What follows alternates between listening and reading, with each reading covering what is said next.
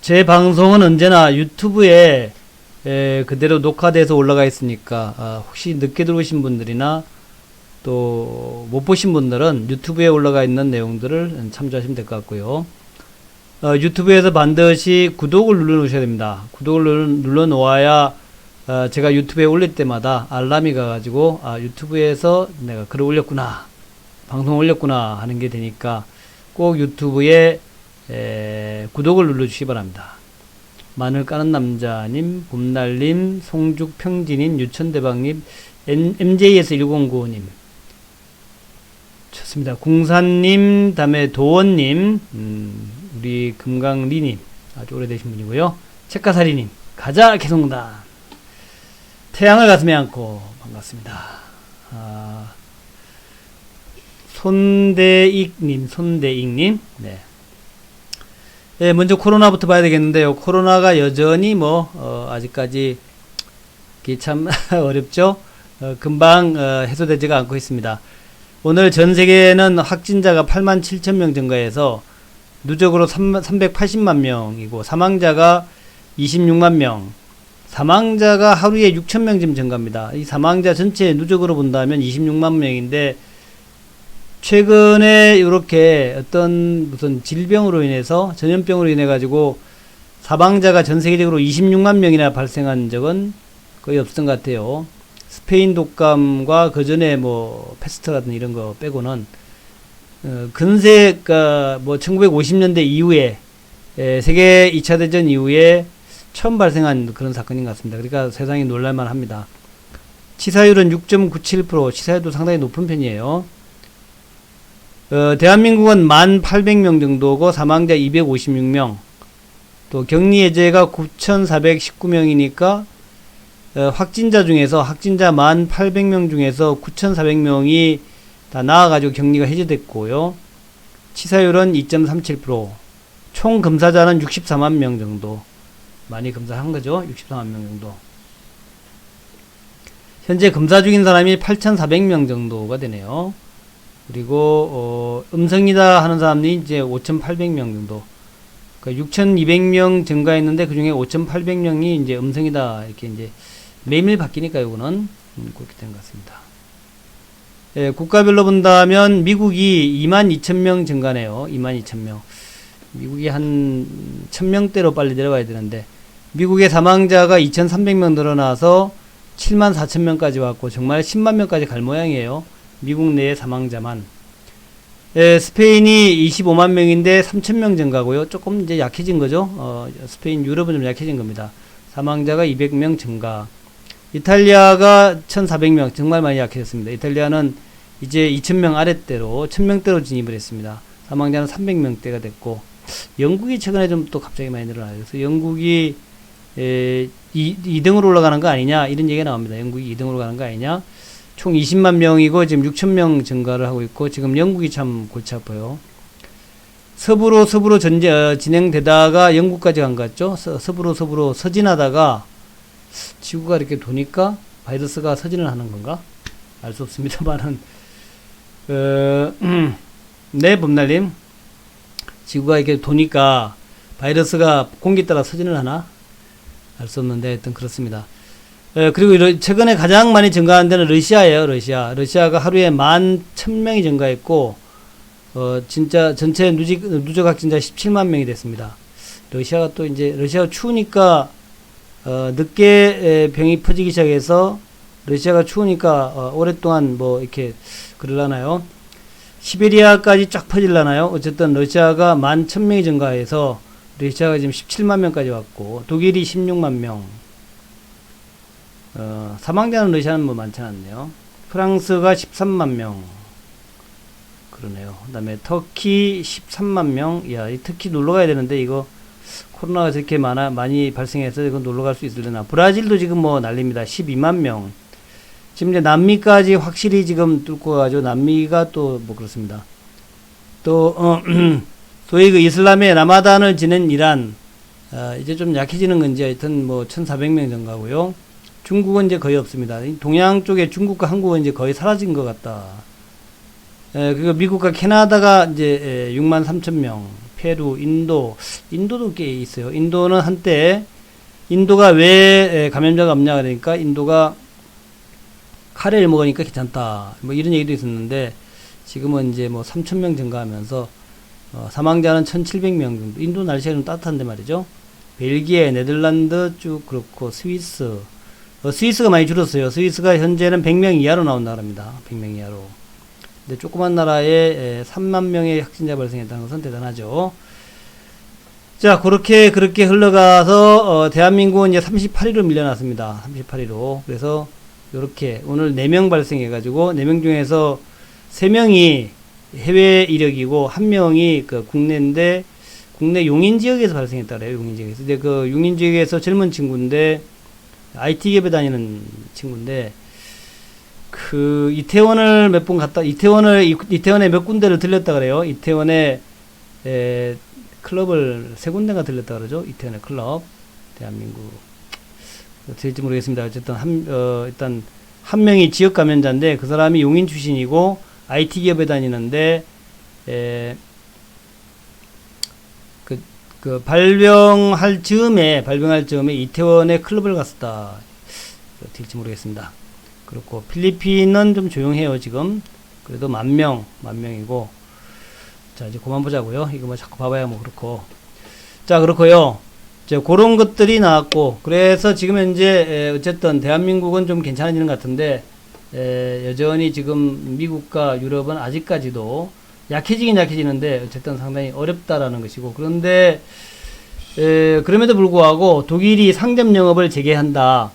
또 분데스리가 축구죠. 5월 중순에 경기를 시작하겠다. 일단 무관중으로 시작하겠다. 스위스가 100명 미만을 쭉 유지하고 있다. 이런 것들은 좋은 뉴스예요. 또 독일의 매장 규모 관계없이 상점 영업을 재개하도록 하겠다. 박물관, 미술관, 식물원도 문을 열겠다. 이런 것들 참 좋았고 크로아티아는 5월 30일에 크로아티아컵 준결승 경기를 치르기로 했다. 미국 캘리포니아가 이번 주 금요일이면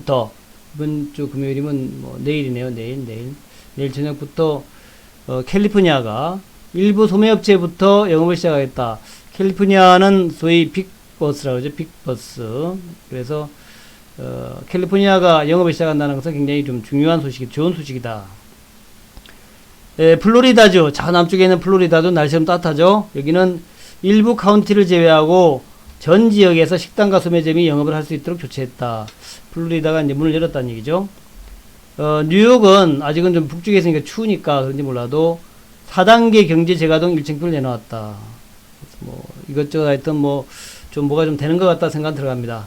그래서 어쨌든 뭐 좀 될 것 같아요. 될 것 같은데 그야말로 이건 지나가 봐야겠다. 지금 이제 대한민국은 상당폭 돼가지고 뭐 괜찮은데 대한민국을 제외하고 다른 나라들 미국과 유럽 특히 미국이 중요합니다. 유럽은 이제 그 한풀 꺾인 것 같고 미국이 이제 완전히 좀 꺾여 내려가야 돼. 10,000명 이하로 5,000명 이하로 하루 감염자가 5,000명 이하로 막 내려오고 그래야 됩니다. 그래야만이 좀 이제 되는데 여기 또 나왔네요. 유럽의 신규 확진이 다시 15,000명을 상회했다라고 나오네요. 유럽의 하루 신규 확진자가 10,000명 밑으로 내려섰다가 다시 15,000명으로 넘어섰다. 10,000명 밑으로 내려갔다가 10,000명 밑으로 내려가가지고 좀 살만하다 싶었는데 러시아 때문에 그런가 보죠. 15,000명 위로 올라갔다. 하루에 40,000명씩 발생했던 데가 정점이었는데 40,000명에서 지금 10,000명 밑으로 내려갔다가 오늘 또 15,000명까지 올라갔다는 거죠. 어쨌든 4월 중순에 비해서 하여튼 감소 추세가 이어지고 있는데, 일단 이제 뭐 또 봉쇄 조치 완화를 시작하니까 다시 좀 이렇게 좀 증가하는 모습도 나온다는 거. 이것도 하여튼 중요합니다. 대한민국은 좀 이제 확실히 좀 잡은 듯한데, 우리나라는 뭐 2명, 3명 막 이러니까, 근데 이제 다른 이제 유럽은 아직까지 상당히 좀 어려운 것 같다. 아직은 어려운 것 같아요, 아직은. 그래서, 뭐 여기 나오죠. 하루 신규 확진자, 1일 신규 확진자가 3월 27일에 서부터 4월 13일까지 약 3만 명을 넘어갔다가 그 다음에 2만 명대로 내려섰다가 그 다음에 이제 10,000명대에서 10,000명 밑으로 내려왔다가 지금 이제 10,000명대에서 등락하고 있다는 거죠. 그래서 하여튼 3만 명대에서 10,000명대로 내려온 것은 그래도 뭐 괜찮은 거 아니냐 이렇게 볼 수 있는 거예요. 그래서 미국도 지금 그렇습니다. 미국도 이제 10,000명대 이하로 5,000명대 이하로 이렇게 내려가기 시작하면 좀 나아지는 그런 모습이 될 것 같아요. 어쨌든 좀 더 지켜봐야겠다. 그렇고, 그리고 오늘 이제 중요한 것 중에 하나가 이제 유가가 급반등하기 시작했던 거죠. 유가가 급반등하기 시작한 것도 꽤 중요한 소식입니다. 그래서 유가의 급반등. 오늘은 좀 내렸지만 오늘 저녁에 또 좀 올라갈 것 같은데, 최근 5일 동안 유가가 쭉 50% 올랐어요. 여기 50% 올랐다가 오늘 이제 2.3% 내렸는데, 요것도 좀 좋은 흐름이고, 그 다음에 한국의 원달러 환율이 좀 안정되어 있는 것도 괜찮은 소식이고요. 그런 것들은 좀 괜찮은 소식이다 하는 거죠.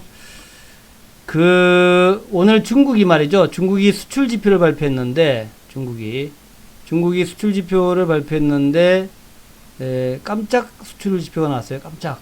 어떻게 나왔냐면은, 뉴스 한번 봐볼까요? 중국의 수출이 이게 3.5% 증가로 나왔어요. 증가로. 다른 전문가들은 중국의 4월 수출이 약 20% 감소로 나오고 봤는데, 3.5% 증가로 나왔습니다. 그래서 이게 또 뭔 소리야 해가지고, 그 전에 수출이 별로 안 좋았습니다. 중국의 수출이. 그동안에 중국 수출이 1월달, 2월달, 1, 2월달에는 17.2% 정도 이렇게 감소가 나왔고, 1, 2월달에. 그리고 3월달에도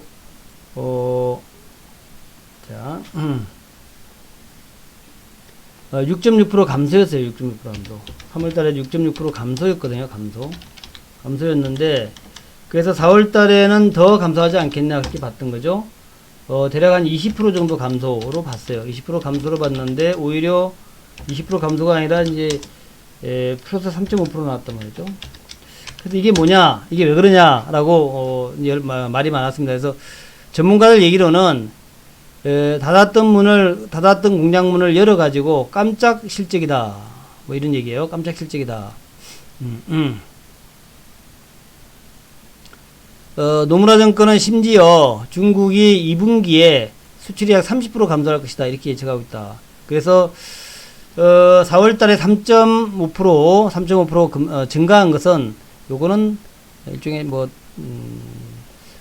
이제 쉬다가 문을 열어가지고 생긴 이례적 현상이다. 이렇게 이제 보는 것 같아요. 이례적 현상.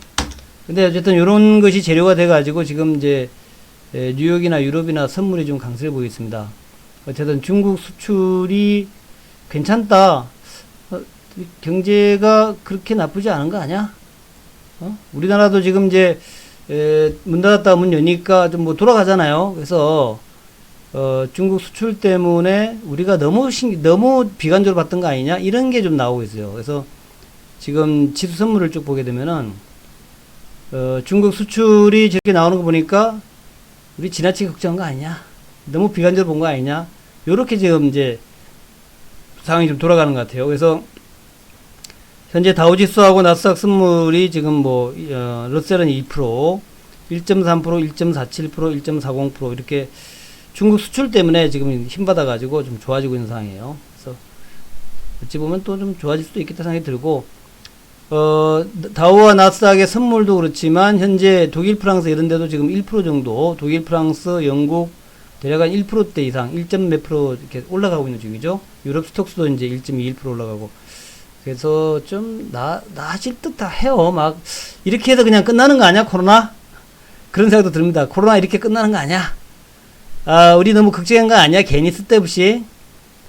또 지금 현재 원자재에서 유가 또 올라가요. 유가가 이제 아침에 좀 내렸잖아요.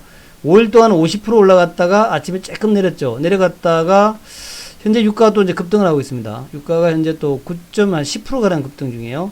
WTI 선물이 현재 9.96%, 브렌트유가 6.6%, 그래서 WTI가 이제 26달러까지 왔고요. 26달러. 그 다음에 브렌트유가 31달러까지 왔어요. 그래서 유가의 급락세도 이제 끝난 거 아니야? 요가 제가 계속 말씀드렸죠. 웃기지 마라. 올라간다. 유가는 올라간다라고 얘기했는데, 유가가 지금 이렇게 쭉 올라와서 26.38대까지 올라왔다는 거죠. 꽤 괜찮은 겁니다. 저 정도면. 잠시만요.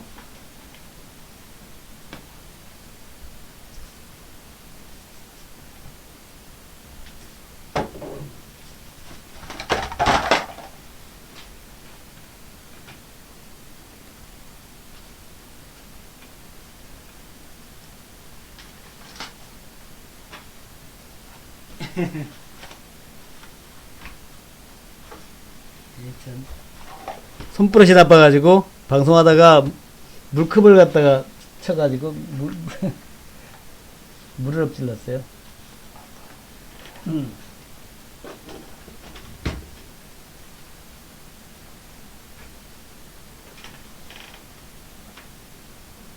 네. 이제 책상에서 그 커피 엎질릴 때가 가장 난감하죠.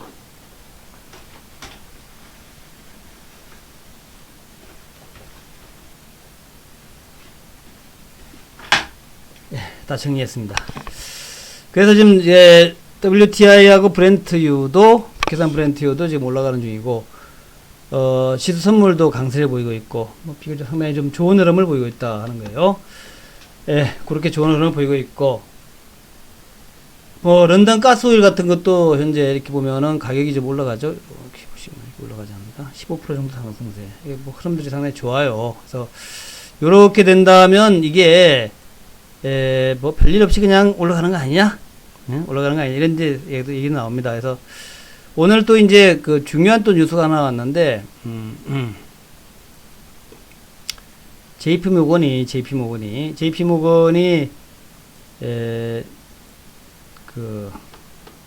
지금 이제 많은 사람들이 시장이 이 정도 올라왔으니까 조정에 들어갈 것이다 이렇게 얘기하잖아요. 조정에 들어갈 것이다. 근데 아니다. 조정에 안 들어간다. 예, 울트라 마스터님. 조정에 안 들어간다라고 얘기하고 있어요. 조정에 안 들어간다. 조정에 안 들어간다는 얘기 또 뭐야. 그래서 JP모건이 뭐, 우리가 골드만삭스하고 JP모건하고 두 개의 회사를 보잖아요. 항상 아주, 그러니까 글로벌 가장 영향력 있는 금융기관 두 개가 JP모건하고 골드만삭스죠. 근데 JP모건이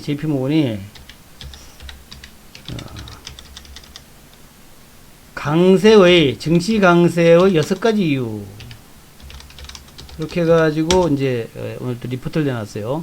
6가지 이유. 그래서 증시가 조정이 안 들어간다. 강세를 계속 보일 것이다 라고 얘기를 했는데 그 요인 6가지 요인은 뭐냐면은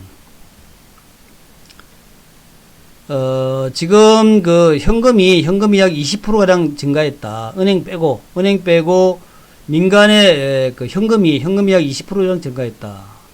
현금 보유가. 그러니까 사람들이 이제 조금 위험하다 생각하니까, 코로나 때문에 위험하다 생각하니까 주식을 팔고 부동산을 팔고 해가지고 현금이 약 20%랑 증가했다 그래요. 현금 보유가 약 20% 정도 증가했는데, 그러니까 앞으로도 그럴 거예요. 급증할 거로 예상했는데, 요게 이제 그 2010년도, 2009년도 금융위기하고 비슷한 수준이다. 근데, 지금 이제 그 금리가 낮다는 거죠. 금리가 낮아가지고 주식 외에는 마땅한 투자처가 없다. 우리나라 똑같죠. 우리나라도 지금, 시중 유동성은 엄청 많아요. 시중 유동성은 엄청 많은데, 근데, 투자할 데가 없다는 거죠. 투자할 데가 없으니까 주식으로 들어갔습니다. 우리 개인 투자가들 좀 계속 매수하잖아요. 예, 개성공단 관련주. 예, 좋습니다. 좀 이따 말씀드릴게요. 시중에 유동성이 많아가지고 계속 유동성이 좀 돈이 들어오고 있다는 거죠. 들어와가지고 주식시장에서 지금 개인 투자가 무지무지하게 사지 않습니까? 이게 유동성 때문에 그렇다. 유동성 때문에. 이거는 이제 JP모건이 잘 지적을 했죠.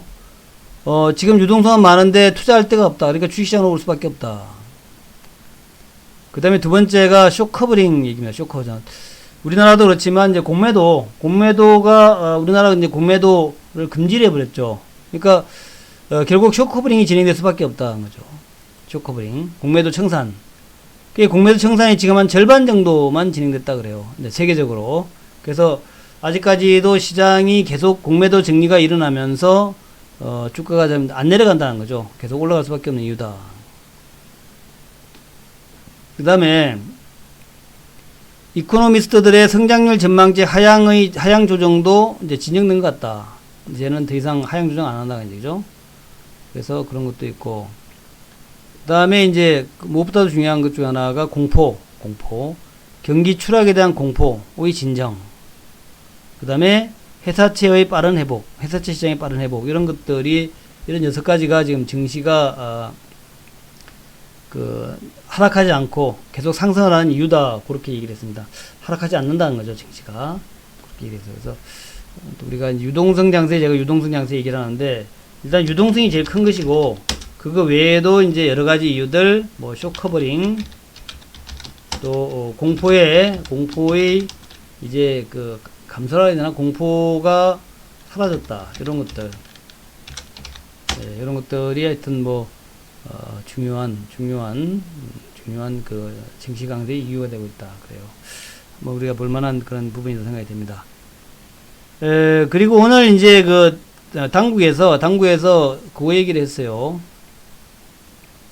뭔 얘기냐면은 이제,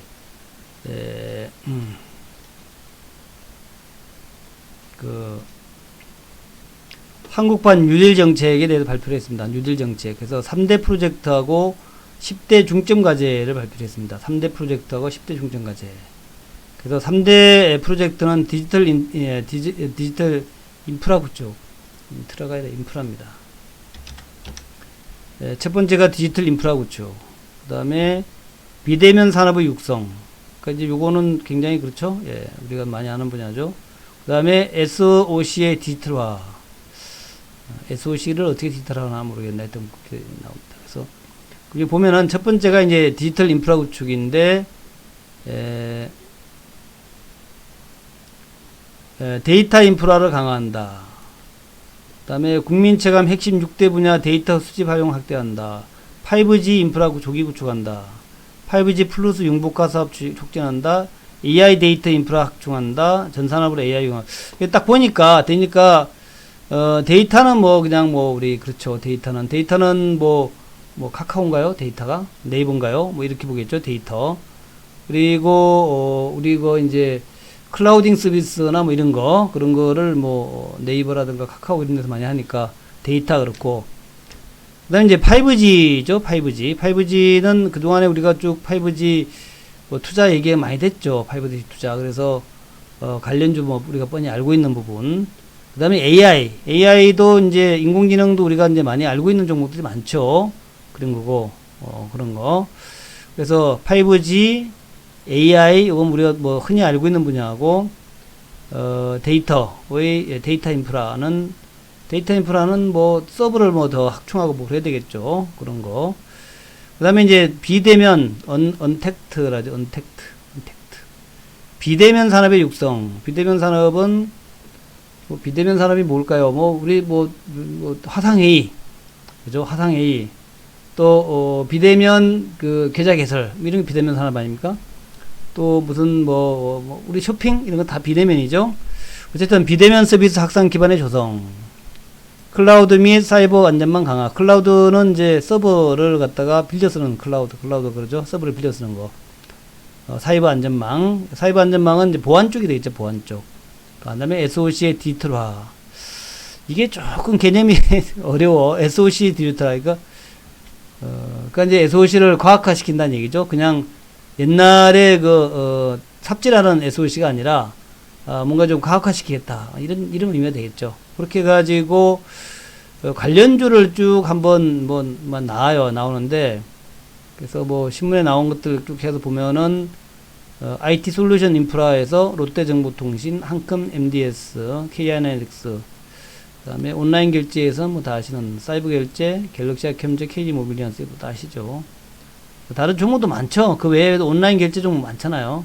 인공지능 종목도 뭐 많습니다. 근데 그 중에 미래컴퍼니, 고영, 스맥, 인포마커, AD칩스, 그 외에도 종목 많죠. 그 다음에 5G도 5G가 여기 나온 거 말고도 많습니다. 매직 마이크로, 우리넷, 리스페타 시대 있고, 마이 데이터 수혜로 카카오, 나이스 평가 정보, 마이 데이터. 그 다음에 일자리 이런 거 있죠. 일자리 또 창출 얘기 많이 하니까, 스마트 팩토리 하면서 이제 자동화, 로봇 이런 것들, 전자결제, 하여튼 그래요. 그런 것들인데, 사실 요거 이제 정부 정책 관련해 가지고 지금 한국판 뉴딜 정책 말들은 많고, 근데 하여튼 제가 볼 때는 요거는 테마가 하여튼 종목 시세가 내는 게 테마예요. 시세가 내는 게 아직까지 지켜봐야겠다. 그래서 제가 이렇게 쭉 좀 체크를 해놨습니다. 그래서 시세가 날 때 시세 나는 걸 봐가면서 이렇게 쭉 정리해 놨는데 많잖아요. 종목이 많아요. 많은데 내일 모레 봐도 쭉 시세가 나는 거 봐가면서 좀 정리해야 되겠다. 정리해야겠다. 그죠? 뭐 많죠. 이렇게 뭐 많습니다. 굉장히 많은데 쭉 보면서 시세가 날 때 시세가 나는 걸 봐가면서 아 요게 대장이구나. 요건 해야 될 것 같고 우리 뉴딜 정책, 신뉴딜 정책, 한국판 뉴딜 정책 관련 핵심주 이런 것들은 내일 이후에 좀 주가가 어느 쪽으로 가는가 이런 걸 보면서 일단 정리가 나가겠다 하는 말씀 드리겠습니다. 자, 그렇고 그 다음에 이제 남북은 오늘 김현철 장관이 이제 뭐라고 얘기를 했는데 아주 특별한 얘기는 없습니다. 특별한 얘기 없어요. 그래서 북한 포털을 다시 한번 보게 되면은 북한 포털 다시 보게 되면은 아주 뭐 특별한 얘기라고 할 만한 것은 없고 그냥 뭐 우리가 늘 봐왔던 얘기 또 한 번 또 나온 그런 얘기예요. 그래서 이제 아주 센 게 나와야 되는데 센 건 안 나오고 가능한 대북 협력부터 시작하겠다. 가능한 대북 협력. 가능한 거. 판문점 시범 견학을 6월 달에 재개하겠다. 하여튼 뭐라도 해야 되니까 판문점의 시범 견학부터 시작하겠다. 또 우리 평화 투어 있었죠. 평화 투어, 평화의 길 투어, 평화 투어. 평화의 길 해서 파주 쪽하고 중부 쪽하고 동부 쪽 서부 동부 중부 동부 세 군데 했는데 이게 이제 그때 돼지열병 유행하면서 이제 중지됐었는데 요것도 이제 한 6월 달부터 이제 시작하겠다 뭐 이런 얘기예요. 6월 달부터 시작하겠다 뭐 그런 얘기. 그래서 하여튼 이런저런 해가지고 여긴가 평화의 길이 파주 DMZ 평화의 길 한번 가봐야겠어요. 그래서 하여튼 시작하겠다 그러니까 좀 진행되는 거 봐야 될 것 같고 뭐 중요한 것은 우리가 뭐 평화의 길 가고 이런 게 중요한 게 아니라 아무래도 김정은이가 뭐라 하든가 또 트럼프가 뭐라 하든가 이게 중요하겠죠. 그래서 어제 제가 한번 언급했지만 트럼프가 지금 조 바이든한테 조금 밀린다라는 얘기가 있어요. 그래서 자꾸 밀리게 되면은 트럼프가 꺼낼 수 있는 카드가 뭐겠냐? 평양 카드다. 이런 얘기. 트럼프가 꺼낼 수 있는 게 평양 카드다. 그래서 평양 카드를 꺼내가지고 전격적으로 핵 문제를 해결한다든가 이렇게 이제 나갈 수 있죠. 그러니까 트럼프가 갑자기 김정은한테 부추겨가지고 야, 내가 평양을 방문할게. 어차피 이제 조 바이든한테 밀리게 되면 믿자 본전 아니겠습니까? 뭔지 못하겠어요. 지금까지 트럼프의 그 상황을 보게 되면은 괜히 가만히 있는 중국을 건드리고 이번에도 중국한테 뭐 우한에서 발생한 거 우한의 연구소에서 나왔다 뭐 이런 이제 바이러스 연구소에서 나온 거다 잘못된 거다 이제 중국 책임이다 중국이 책임을 지고 배상을 해야 된다 이런 식의 얘기를 하고 했는데 그것이 일종의 선거 전략이죠. 그래서 안 하는 게 없는 트럼프이기 때문에 뭔 짓을 할지 모르는데 갑자기 평양을 방문한다 이런 또 이제 의외의 변수가 나올 수 있다는 겁니다.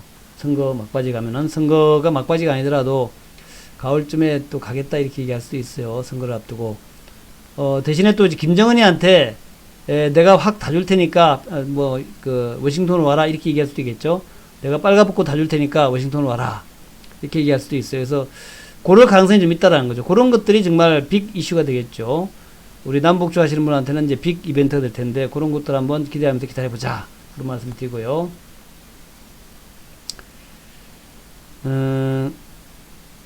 어쨌든 제가 이제 여러분한테 우리 방에서 사진에 바닥이 덥석 깔아놓은 것 같네요. 우리 방에 제가 쭉 저걸 하면서 아주 오랫동안 얘기했던 게 카카오하고 네이버죠. 카카오 네이버 요거를 갖다가 아주 오랫동안 이제 얘기를 했습니다. 이게 신문터 종목이다.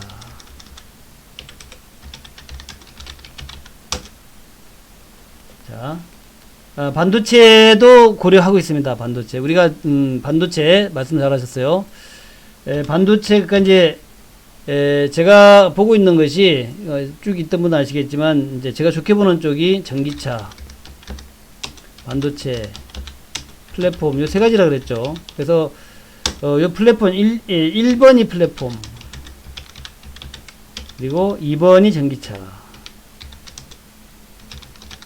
그 다음에 3번이 반도체잖아요. 3번이 반도체. 요거가 이제 가장 유력한 2020년도에 소위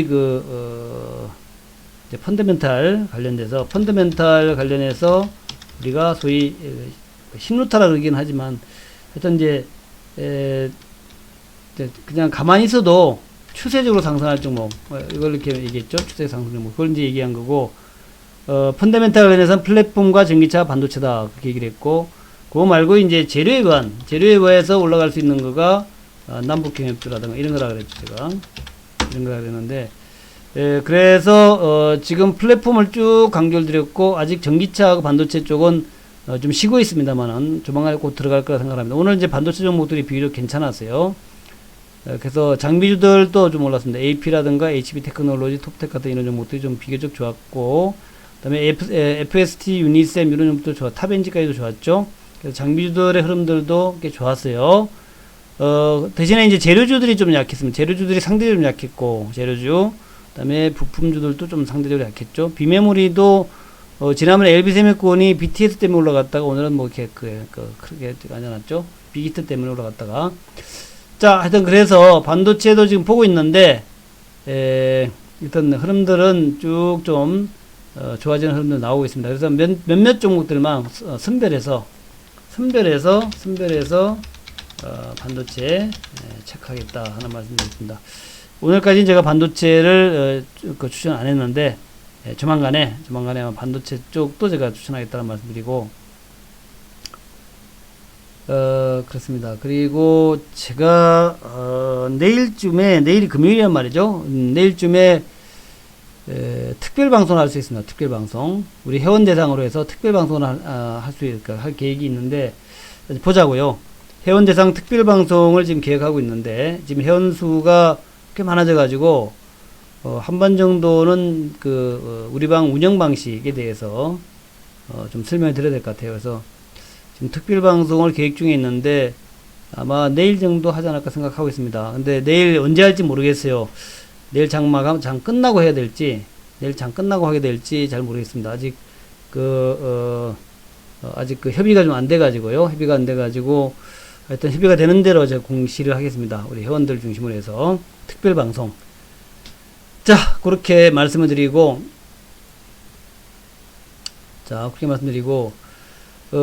우리 방에서 가장 오랫동안 제가 줄기차게 여러분한테 끊임없이 끝까지 그렇게 얘기했던 게 카카오하고 네이버인데, 어제 그저께 이제 카카오 네이버가 쭉 올라오니까 온 동네 다 카카오 네이버야. 장 끝나면 풀매러 가야 돼요. 온 동네 다 카카오 네이버입니다. 그러니까 제가 참 이게 우리 방에 진짜 정말 금쪽 같은 종목인데, 전부 다 카카오 네이버 얘기하니까 제가 좀 벌쭘하더라고요. 벌쭘해. 아니 다들 왜 또 카카오 네이버 가지고 난리야. 이건 우리 방 고유의 종목인데, 그래서 잘 올라가니까 그러겠죠. 그래서 어쨌든 우리는 좀 올랐다고 팔고 그런 집안이 아니잖아요. 우리 집안이 카카오, 우리 집안이 그래요. 카카오가 8만원 때부터 계속 얘기한 거 아닙니까? 8만원 때부터 8만원부터 쭉 얘기한 건데, 10만원 아래 10만원 아래 무조건 사라고 제가 이제 쭉 얘기했고, 그렇게 쭉 해서 끌고 온 거란 말이죠. 10만원 아래 때는 이건 정말 안 사면 땅을 치고 후회한다 했던 게 이제 카카오 네이버, 카카오를 이제 쭉 하고 중간에 또 네이버도 이제 같이 넣어서 이제 말씀드리고 있죠. 그래서 이제 10만원부터 시작해서 이제 20만원 왔으니까 이제 딱 더블 났는데, 제가 어제도 자세히 한번 말씀드렸지만, 지금 카카오가 말이죠. 시가총액이 이게 오늘 얼마 됐나? 오늘 볼게요.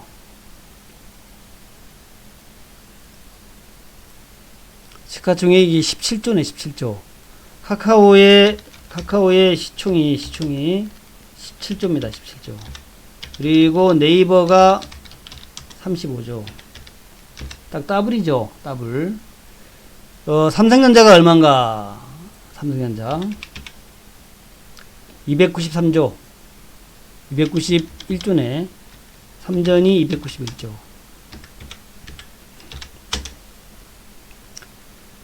삼성전자가 네이버보다 한 10배 정도 비싸죠. 10배 정도.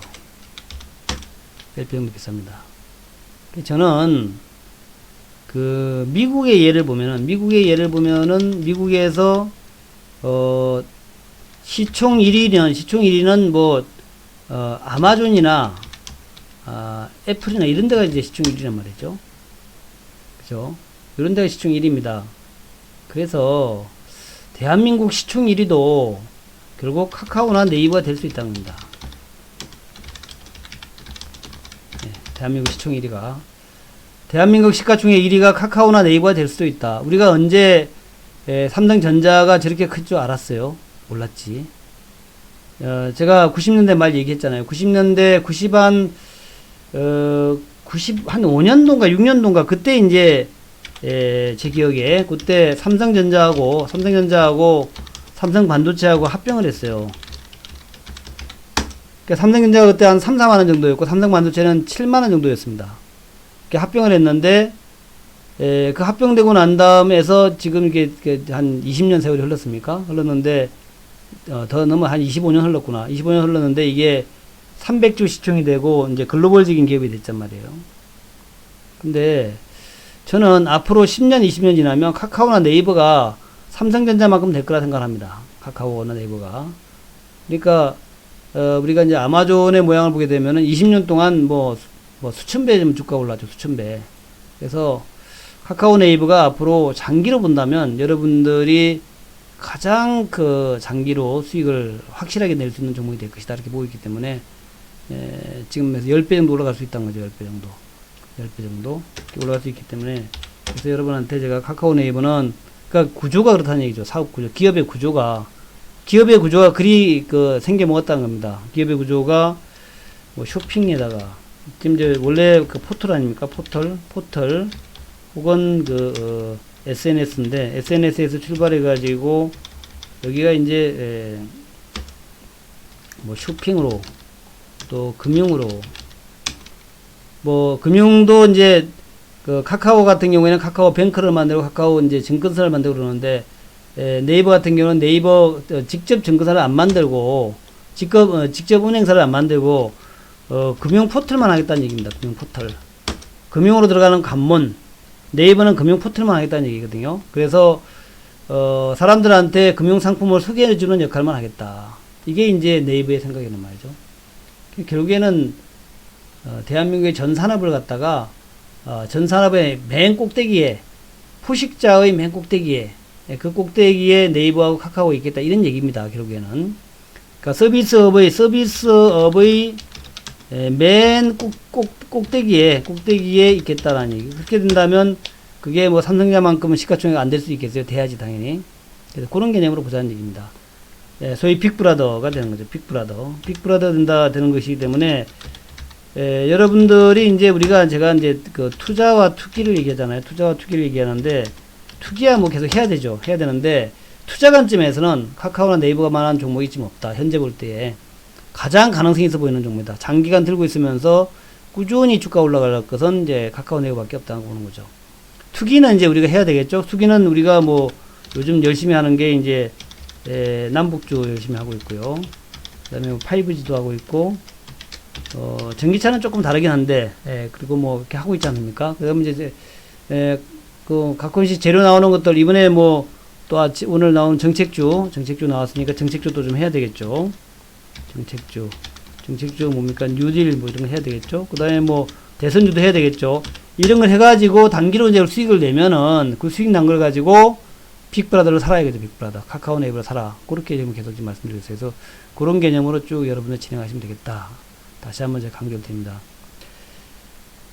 그리고 또 오늘 카카오 네이버 말씀을 드렸고 남북재료주는 이제 오늘 이렇게 보세요. 남북재료 좀 보세요. 오늘 보면은 이제 철도주 대하TI 열심히 올라가다 밀렸어. 밀렸는데 참 이게 팔란 얘기는 아직 아니야. 보면은 한 단계 한 단계씩 올라가죠.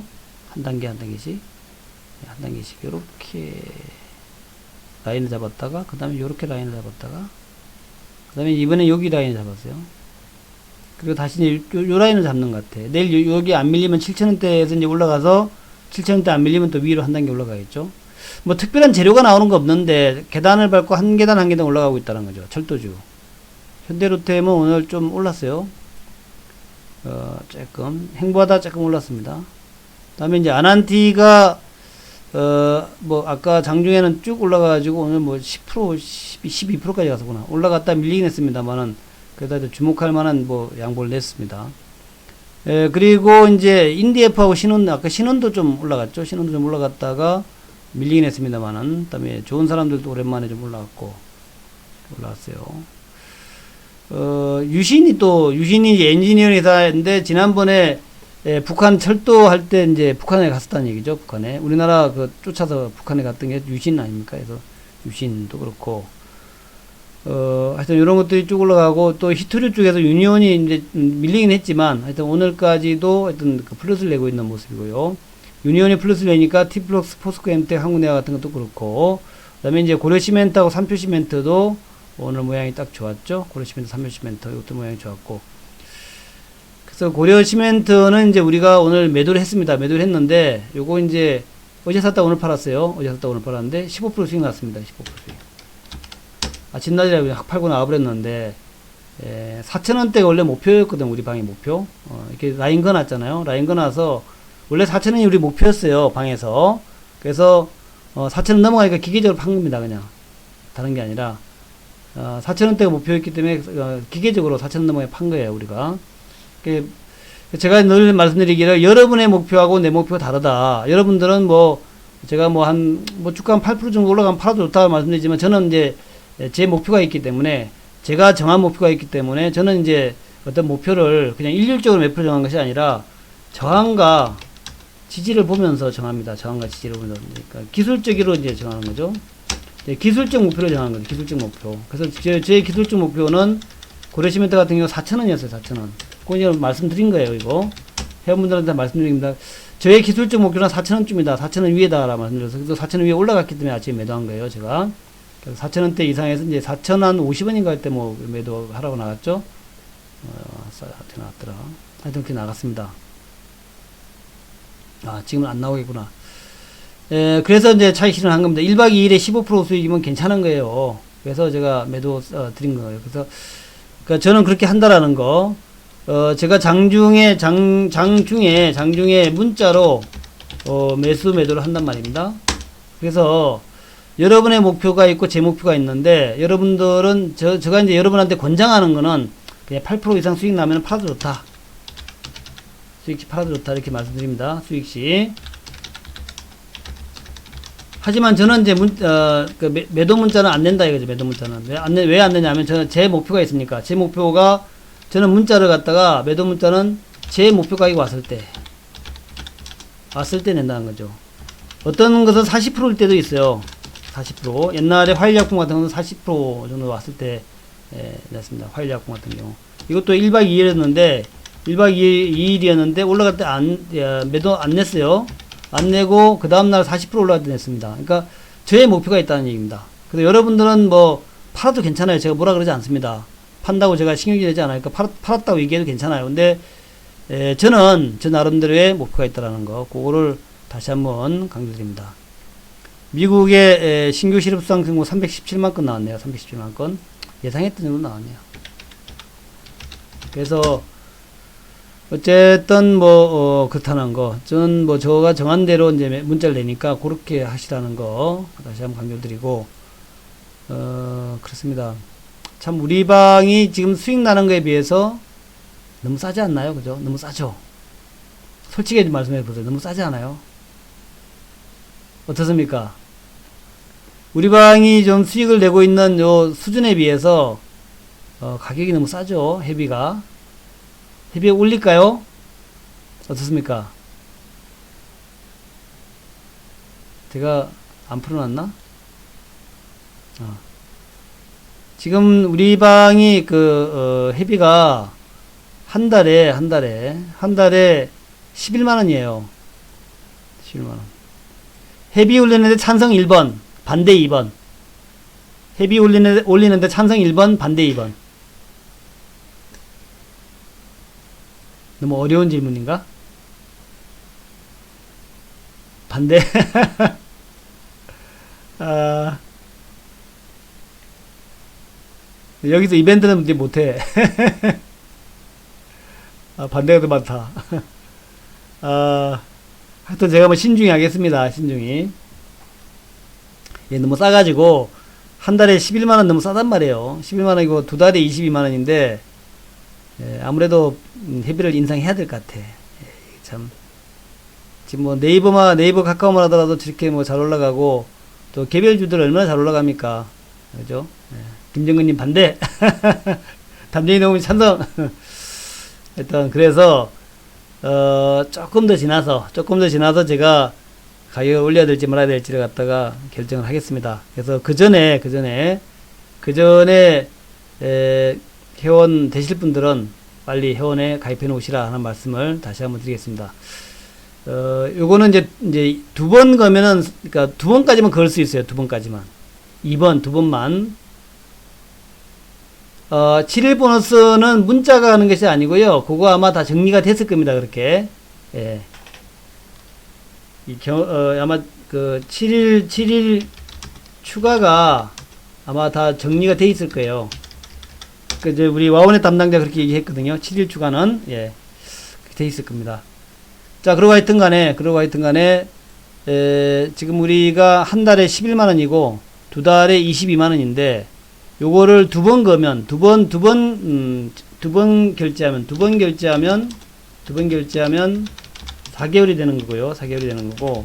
그런데 두 번까지만 됩니다. 두 번까지만 되고요. 더 이상 안 된다라는 거. 그리고 아마도 제가 가격 인상한다면은 월 20만원 정도 될 가능성이 높습니다. 월 20만원. 아직까지는 뭐 결정된 것은 아니에요. 월 20만원 정도가 될 가능성이 높습니다. 아니면 월 18만원 정도. 그 정도 될 가능성이 높아요. 그래서 그렇게 이해하시고, 보시면 될 것 같습니다. 자, 오늘은 여기까지입니다. 내일 이제 주말인데, 내일 주말이니까 원래 주말장은 그렇게 강하진 않은데 말이죠. 지금 분위기로 봐서는 괜찮을 것 같아요. 이제 그 신규 실업상 신청 건수가 300만 건 좀 나온 거가 이제 예상을 했던 부분이라서 별 정책 같고, 아까 이제 보셨지만, 중국의 수출 지표 좋아가지고, 비교적 그 흐름들이 좋았단 말이죠. 그래서, 뭐, 내일도 뭐 나쁘지 않을 것 같다 생각이 듭니다. 그래서 그렇게 보시면 될 것 같고, 지금 S&P나 나스닥 같은 게 1.5% 정도 올라가고 있으니까, 이 정도 뭐 유지되면 좋은 거죠. 그죠? 그렇게 될 것 같습니다. 그래서, 내일도 하여튼 좋은 흐름 나올 것 같다 생각이 들고, 자, 요렇게 해서 마무리 짓겠습니다. 내일도 화이팅 하시기 바라겠고요. 아직까지 가입 안 하신 분들은 서둘러 주세요. 언제 또 회비가 인상될지 모르니까 서둘러서 가입하자 하는 말씀드립니다. 화이팅! 감사합니다.